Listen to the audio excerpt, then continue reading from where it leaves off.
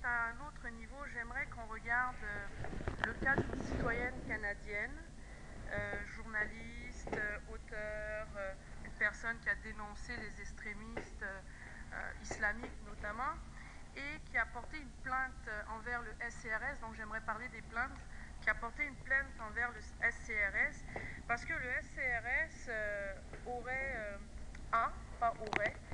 a consulté son dossier de crédit le 24 août 2004. La plainte a été retenue par vos services et il y a eu plusieurs rencontres qui ont été faites avec, et je vous dis le nom de la personne, c'est Madame Jamila Ben Habib. Je pense que vous devez connaître le dossier parce que vous avez signé plusieurs rapports. Alors, Madame Ben Habib a porté plainte contre le SCRS qui semble avoir enquêté sur elle et a fait une demande à Equifax sur son crédit. Alors, il y a eu un rapport qui est sorti, un jugement du juge Speaker, et qui en arrive à la conclusion que tout va bien. J'ai lu le rapport et je vous avoue, je constate énormément de complaisance dans ce rapport-là.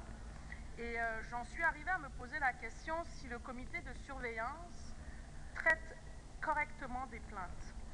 Et je m'explique.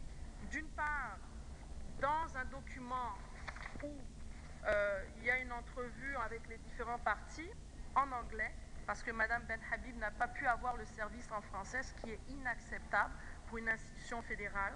Et donc j'aimerais savoir pourquoi sur ce point-là. Et mon autre question s'en vient. Dans ce document-là, où Mme Roussel, qui représente le comité de surveillance, lui dit en français qu'il y aura une entrevue. En fait, le SCRS va témoigner sans sa présence, donc une audience ex parte, et que dans cette audience ex parte, un sommaire va être déclassifié et dans la mesure du possible, on la lui remettra. Et cela donne un aperçu en tenant compte des contraintes de sécurité et les obligations en vertu de la loi de protéger l'information classifiée. Donc on lui dit, vous allez avoir un résumé de tout ça. Alors moi je reçois le rapport du juge, mais tout ce que je vois dans la preuve présentée par le SCRS, c'est le témoin a déposé, le témoin a ajouté, le témoin a témoigné. Il a indiqué que selon son expérience, le témoin a dit, mais qu'est-ce qu'il a dit? On ne sait pas. C'est tellement caviardé là qu'on ne sait même pas qu'est-ce qu'ils ont contre Madame Ben Habib. Alors le témoin a déposé, selon le témoin a dit. Bref, on ne sait absolument pas qu'est-ce a contre Madame Ben Habib pour avoir porté une enquête sur elle. Ma question est simple. Est-ce que le SCRS avait des motifs pour enquêter Madame Ben Habib? Et lorsque je regarde ici, le SCRS était-il fondé à suspecter une menace à la sécurité du Canada, selon l'article 12?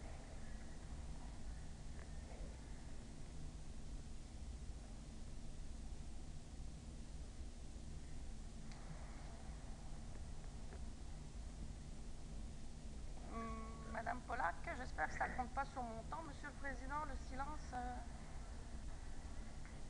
Well, there were 3 minutes left. Oui. Il restait 3 minutes. I'll give 3 minutes for the reply. Je donnerai 3 minutes pour la réponse, dit le président. 3 minutes. Ok, parce que là, j'ai pas de réponse, puis ça tourne. Madame, pour moi. If I may, I'll respond on behalf. Je vais répondre, si vous voulez bien, au nom du comité. Manifestement, il y a eu effectivement plainte, comme vous le dites. Elle a été instruite par un membre du comité. Un jugement a été rendu, une décision a été rendue, et l'information qui peut être rendue publique a été rendue publique. Nous sommes assujettis à toutes les conditions de la sécurité nationale en ce qui concerne l'information qui peut être divulguée. Et information issue d'une réunion à huis clos, et vous avez l'information sous les yeux qui a été rendue publique. Regarde ça, il n'y a rien qui est public. Il n'y a absolument rien qui a été donné comme information. L'audience ex parte qui a été faite, Madame Ben Habib n'a eu aucune information et le rapport qui a été fait par le juge Speaker est clair. Il n'y a rien. Il y a juste le témoin a déposé, le témoin a dit. Donc, moi, je me pose la question très franchement. Est-ce que le comité de surveillance joue bien rôle auprès du SCRS. Et je doute, Monsieur Filmon, j'ai des gros doutes, parce que j'aimerais savoir, selon l'article 12, il est clairement dit que le SCRS doit faire des enquêtes strictement sur des personnes ou des organisations qu'elle considère être une menace pour la sécurité publique, la sécurité du Canada. Est-ce exact? Yes. Alors pourquoi ils ont enquêté sur Mme Ben Habib? Est-ce qu'elle est une menace pour la sécurité du Canada? We Nous ne pouvons pas vous donner cette information, mais on peut vous garantir que cette information a été mise à la disposition de M. Speaker, qui était le membre qui a instruit l'enquête. Aucune information ne lui a pas été divulguée. Sur des droits, c'est ce que je comprends. Et le comité de surveillance ne fait pas son travail. Non. C'est ça que je comprends, moi. Quand je vois ça, c'est ce que je comprends. Parce que Mme Ben Habib, our job is to give assurance. Notre boulot, c'est de donner l'assurance que le CRS n'est pas au-dessus de la loi. C'est l'assurance que nous avons donnée après l'enquête. ce n'est pas au-dessus de la loi. Selon l'article 12, Mme Ben Habib serait une menace pour la sécurité du Canada, c'est ça?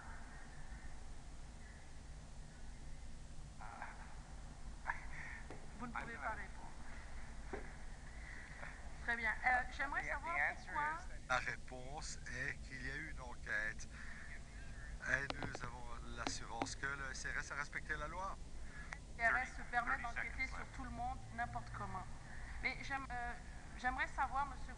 J'ai-tu une seconde, là, monsieur le président? J'ai-tu le moment? Oui? OK. J'aimerais savoir pourquoi elle n'a pas eu un juge francophone pour être entendue dans une cause aussi dure et aussi importante. Pourquoi?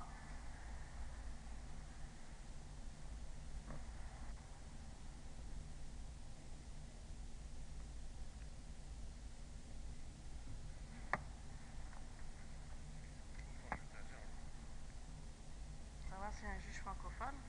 Ça va mal à la chope, monsieur le président?